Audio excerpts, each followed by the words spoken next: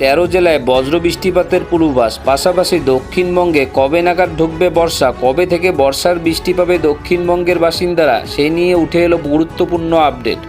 বর্ষা দোরগোড়ায় এসেও দক্ষিণবঙ্গে এখনও অধরা। উত্তরবঙ্গে মৌসুমি বায়ু প্রবেশ করলেও 29 মে বালুরঘাট পর্যন্ত এসে থমকে আছে মৌসুমি অক্ষরেখা।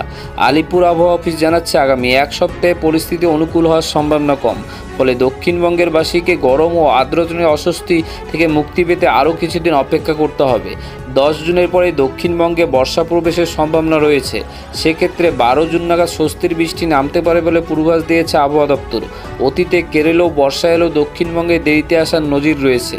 গত কয়েকদিন ধরে উত্তরবঙ্গের জেলাগুলিতে ভারী বৃষ্টিপাত হলেও আজ থেকে ঝড় বৃষ্টিপাতের মাত্রা কিছুটা কমবে। ডুয়ার্স, কোচবিহারের বিভিন্ন জায়গায় সোমবার সকাল পর্যন্ত 24 ঘন্টায় 50 থেকে 100 মিলিমিটার পর্যন্ত বৃষ্টিপাত রেকর্ড করা হয়েছে। তবে আজ উত্তরবঙ্গের 8 জেলায় বিক্ষিপ্ত বৃষ্টিপাতের পূর্বাভাস। পূর্ব বিহারের উপর একটি ঘূর্ণাবর্ত এবং উত্তরপ্রদেশ থেকে উত্তর পূর্ব অসম পর্যন্ত বিস্তৃত একটি নিম্নচাপ অক্ষরেখা বিহার, উত্তরবঙ্গ, সিকিমের উপর দিয়ে চলে গিয়েছে।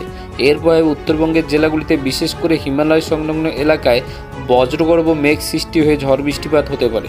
দক্ষিণবঙ্গের বাতাসে জলীয় বাষ্পের মাত্রা বেশি থাকায় ভ্যাপসা গরম অনুভূত হচ্ছে।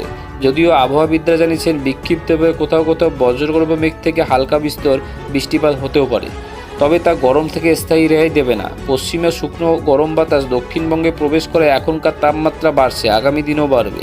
এর ফলস্বরূপ দিনভর অস্বস্তিকর আবহাওয়া বজায় ছিল। আজ উত্তর ও দক্ষিণ 24 পরগনা, পূর্ব পশ্চিম মেদিনীপুর, ঝাড়গ্রামে বিক্ষিপ্ত হালকা বৃষ্টিপাতের পূর্বাভাস, যা গরম তার থেকে সাময়িক স্বস্তি দিতে পারে।